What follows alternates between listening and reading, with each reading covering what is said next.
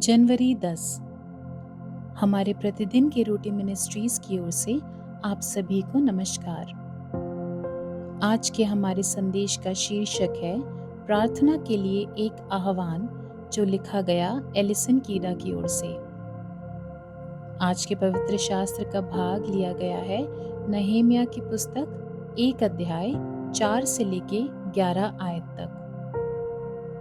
ये बातें सुनते ही मैं बैठकर रोने लगा और कितने दिन तक विलाप करता और स्वर्ग के परमेश्वर के सम्मुख उपवास करता और ये कहकर प्रार्थना करता रहा, हे स्वर्ग के परमेश्वर यहोवा, हे महान और भय योग्य ईश्वर, तू जो अपने प्रेम रखने वाले और आज्ञा मानने वाले के विषय अपनी वाचा पालता और उन पर करुणा करता है, तू कान लगाए और आंखें खोले रहे कि जो प्रार्थना में तेरा दास इस समय तेरे दास इज़राइलियों के लिए दिन रात करता रहता हूँ, उसे तू सुन ले।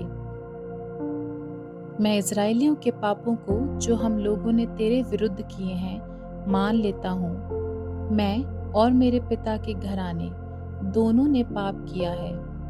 हमने तेरे सामने बहुत बुराई की है और जो आज्ञाएं, विधियां और नियम तूने अपने दास मूसा को दिए थे, उनको हमने नहीं माना। उस वचन की सुधि ले जो तूने अपने दास मूसा से कहा था, यदि तुम लोग विश्वासघात करो तो मैं तुमको देश देश के लोगों में तितर बितर करूंगा। परंतु यदि तुम मेरी ओर फिरो और मेरी आज्ञाएं मानो और उन पर चलो, तो चाहे तुम में से निकाले हुए लोग आकाश की छोर में भी हों, तो भी मैं उनको वहां से इकट्ठा करके उस स्थान में पहुंचाऊंगा जिसे मैंने अपने नाम के निवास के लिए चुन लिया है। अब वे तेरे दास और तेरी प्रजा के लोग हैं, जिनको तूने अपनी बड़ी सामर्थ और बलवंत हाथ के द्वारा छुड़ा लिया है। हे प्रभु, विनती ये है कि तू अपने दास की प्रार्थना पर और अपने उन दासों की प्रार्थना पर जो तेरे नाम का भय मानना चाहते हैं, कान लगा और आज अपने दास का काम सफल कर और उस पुरुष को उस पर दयालु कर। मैं तो राजा का पियाऊ था। मुख्य वचन नहेमिया 1:4। मैं बैठकर रोने लगा और कितने दिन तक विलाप करता और स्वर्ग के परमेश्वर के सम्मुख उपवास करता और प्रार्थना करता रहा। अब्राहम लिंकन ने अपने एक मित्र को गुप्त रूप से कहा, मैं कई बार इस दबाने वाला दृढ़ निश्चय के कारण घुटनों पर बैठता हूँ, क्योंकि मेरे पास जाने के लिए और कोई जगह नहीं थी। अमेरिकी गृह युद्ध के भयावह वर्षों में राष्ट्रपति लिंकन ने न केवल उत्साही प्रार्थना में समय बिताया, बल्कि पूरे देश को अपने साथ शामिल होने के लिए भी बुलाया। 1861 में उन्होंने अपमान, प्रार्थना और उपवास का दिन घोषित किया और उन्होंने उन 1863 के दिनों में फिर से ऐसा करते हुए कहा, ये राष्ट्रों के साथ साथ मनुष्यों का भी कर्तव्य है कि वे परमेश्वर की सर्वशक्तिमान शक्ति पर अपनी निर्भरता रखें।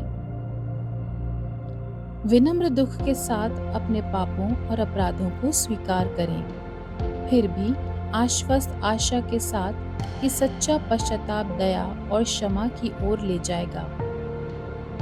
इज़राइलियों के 70 वर्ष तक बेबीलोन में बंदी रहने के बाद राजा अरतक्षत्र ने इज़राइलियों को यरूशलेम लौटने की अनुमति दी। बचे हुए कुछ लोग वापस लौटे और जब नहेमिया, जो एक इज़राइली और बेबीलोन के राजा का पिलाने वाला था, उसको पता चला कि जो लोग लौट आए थे वे बड़ी दुर्दशा में पड़े हैं और उनकी निंदा होती है, तो वो बैठकर रोने लगा और कितने दिन तक विलाप करता और प्रार्थना करता रहा।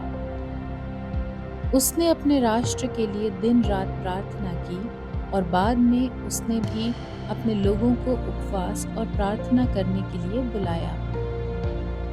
सदियों बाद रोमन साम्राज्य के दिनों में प्रेरित पौलुस ने इसी तरह अपने पाठकों से अधिकार प्राप्त लोगों के लिए प्रार्थना करने का आग्रह किया।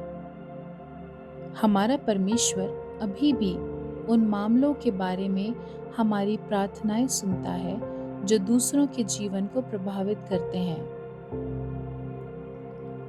आपको क्या लगता है कि परमेश्वर अपने लोगों को सभी के लिए प्रार्थना करने के लिए क्यों बुलाते हैं?